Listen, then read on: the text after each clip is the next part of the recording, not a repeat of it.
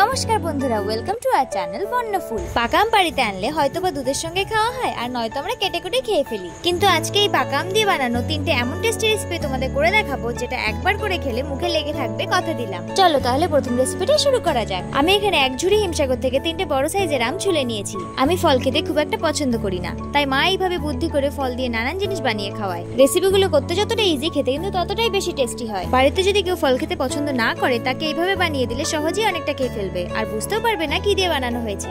আমগুলো কচলে সমস্ত আঁশ বার করে তার মধ্যে দিয়ে দিচ্ছি এক বাটি ময়দা, এক বাটি আটা, এক বাটি সুজি, এক বাটি চিনি, কিছুটা নুন আর খাবার সোডা। এইবার আমাদের সমস্ত উপকরণগুলি পিউরির সাথে মিশিয়ে একটা পেস্ট বানিয়ে নিচ্ছি। পেস্টটা বেশি নরমও হবে না, আবার শক্তও হবে না। সবকিছু ভালোভাবে মাখানো হয়ে গেলে এটা 5 মিনিট ঢেকে রাখবো, যাতে সুজিটা ফুলে ওঠে। আমাদের আম দিয়ে বানানো প্রথম রেসিপিটার জন্য কলাপাতা একেবারেই মাস্ট। কলাপাতার উপরে আমাদের বানানো পেস্টটা দিয়ে একটু ভালো করে ছড়িয়ে দিচ্ছি। এই রেসিপিটা আমার জন্য কিন্তু একেবারে নতুন ছিল, আমি কখনো এমন কিছু খাইনি। এখানে বানানো প্রতিটা রেসিপি কিন্তু আমার মায়েরই, এখানে আমাদের কোনো হাত নেই।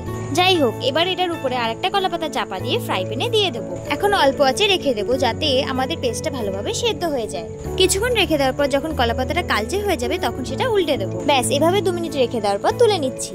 মা এই রেসিপির নাম রেখেছে কলাপাতায় আম পিঠে। তোমরাও বলো নাম আর রেসিপি দুটো কেমন লাগলো। এই পিঠের টেস্ট কিন্তু জাস্ট দারুণ। আমি তো এই গোটা পিঠেটাই খেয়ে ফেলেছি। চলো এখন তাহলে আমাদের ভিডিও সেকেন্ড পার্ট মানে সেকেন্ড রেসিপিতে যাওয়া যাক। দেখো, প্রথমেই কিন্তু আমি বেশ অনেকটা পরিমাণে তেল নিয়ে নিয়েছি। ব্যাস, এখন আর কিছুই না, আমাদের প্রথম রেসিপির ব্যাটারটাই আমরা এখানে ছোট ছোট বড়ার শেপে ডুবো তেলে ছেড়ে দেবো। এবার নাড়িয়ে চাড়িয়ে ভেজে নেবো যতক্ষণ না বড়াগুলো ব্রাউন হয়ে যায়। বড়াগুলো কালারটা দেখেই আমি আর প্রেমে পড়ে যাচ্ছি, খাবো আর কি। একই রকম ভাবে আমি সমস্ত বড়াগুলো ভেজে নিলাম। কলাপাতায় আম পিঠের থেকে কিন্তু এটা কোনো অংশেই কম নয়। এটার টেস্টও জাস্ট অসাম ছিল। এবার চলো আমাদের থার্ড এন্ড লাস্ট রেসিপিতে যাওয়া যাক। এখানে আমি প্রথমে অনেকটা আমের পিউরি বার করে নিয়ে তাতে আটা, ময়দা, সুজি, চিনি, খাবার সোডা, নুন, মৌরি আর কিছুটা দুধ দিয়ে দিলাম। এখন সবকিছু ভালোভাবে মাখিয়ে নেব। আমের এই তিনটে রেসিপির মধ্যে এই রেসিপিটা কিন্তু আমার সব থেকে বেশি ফেভারিট। বিশেষ করে এতে মৌরি অ্যাড করার জন্য যে স্মেলটা বেরোয়, সেটা আমার বেশি পছন্দ। আমার এখানে ব্যাটারটা একটু বেশি শক্ত হয়ে গেছিল, তাই আমি আরো কিছুটা দুধ অ্যাড করলাম। এখন এটাকে আরেকটু ভালোভাবে মাখিয়ে স্মুথ একটা পেস্ট বানিয়ে কিছুক্ষণের জন্য ঢেকে রেখে দেবো। আমি এটাকে ঢেকে প্রায় 10 মিনিট রেখে দিয়েছিলাম। দেখো, পেস্টটা কিন্তু অনেকটাই স্মুথ হয়েছে। থিকনেসটা এর থেকে বেশি গাঢ় হলে আমাদের কিন্তু সেদ্ধ করতে সমস্যা হবে।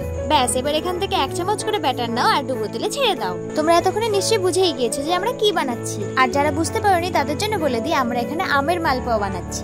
এই মালপোয়া খেতে এতটা টেস্টি হয় যে এখনো দেখলেই আমার মুখে জল আসছে। সত্যি মায়েদের হাতে জাদু আছে, একটা সিম্পল জিনিসকে নিমেষেই টেস্টি আর মজাদার করে তোলে। আর এটা আমার লাইফে খাওয়া বেস্ট মালপোয়া। আর সত্যি আমি কিন্তু প্রথমে জানতাম না যে এটা আম দিয়ে বানানো। আমার তো এটাকে দেখে প্রথমে একটা ডিমের মতো মনে হয়েছিল, আর ভিতরটা দেখো কতটা সফট আর তুলতুলে হয়েছে।